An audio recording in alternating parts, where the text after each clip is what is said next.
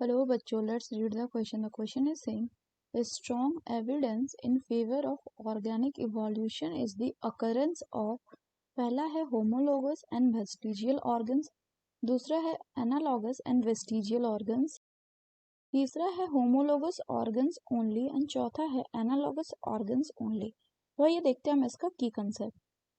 तो अगर हम बात करें इसके की कंसेप्ट की, तो इसका की कंसेप्ट हो जाएगा evidence of organic evolution.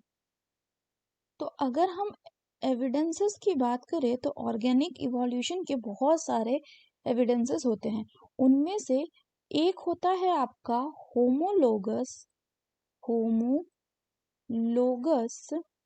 Organs. अगर हम होमोलोगस ऑर्गन्स की बात करें तो ये उस टाइप के ऑर्गन्स होते हैं जिनमें स्ट्रक्चर जो होता है वो कैसा होता है, स्ट्रक्चर जो होता है दैट इज सेम, बट इसका जो फंक्शन होता है वो कैसा होता है, but the function is different. तो अगर हम फर्दर बात करें इसका मतलब क्या हो गया, इसका मतलब होमोलोगस ऑर्गन्स वैसे ऑर्गन्स हो गए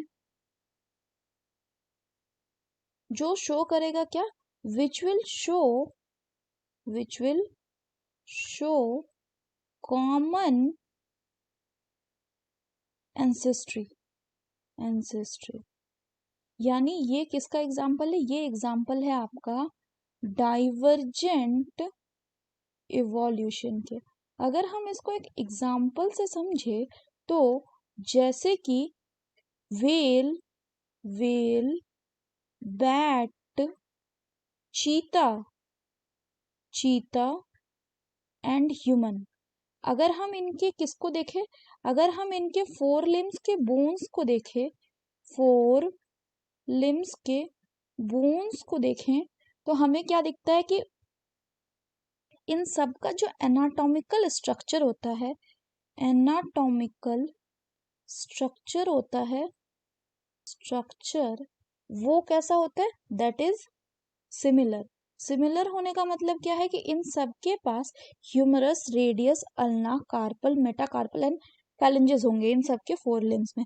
लेकिन ये स्ट्रक्चर जो है ये ऐसे डेवलप किए गए हैं, लेकिन ये इस तरह से डेवलप किए गए हैं कि इनका जो यूजेस है वो डिफरेंट है for uses are different for different animals. और ये जो यूजेस है ये किस पे बेस्ड है, वो उसके एडाप्टेशन पे बेस्ड है, एडाप्टेशन पे. तो यानी जो होमोलोगस ऑर्गन है ये किसका एविडेंस देता है, ये आपका एविडेंस देता है इवोल्यूशन का, कि जो इवोल्यूशन हुआ है वो कॉमन यानी एक कॉमन एंसेस्टर से ही हुआ है, तभी जो उनका स्ट्रक्चर है वो सिमिलर है. वहीं अगर हम दूसरा बात करें तो दूसरा होता है आपका क्या, दूसरा हो गया जैसे कि आपका वेस्टिजियल ऑर्गन्स. तो वेस्टिजियल ऑर्गन्स की बात करें तो ये कैसे ऑर्गन्स होते हैं, ये वैसे ऑर्गन होते हैं जो कि रूडिमेंट्री फॉर्म में है, या ऐसा कह सकते हैं कि इनमें लेमार्किज्म लगता है, यानी कि एजेस वर्षों से इनका यूज एंड डिसयूज नहीं हुआ होता है. यूज एंड डिसयूज के अकॉर्डिंग ये क्या करते हैं, ये एंसेस्ट्री को बताते हैं. एंसेस्ट्री यानी अगर हम बात करें कि ये वैसे ऑर्गन्स हैं जो जनरली फंक्शनल थे, विच where functional earlier, but during the course of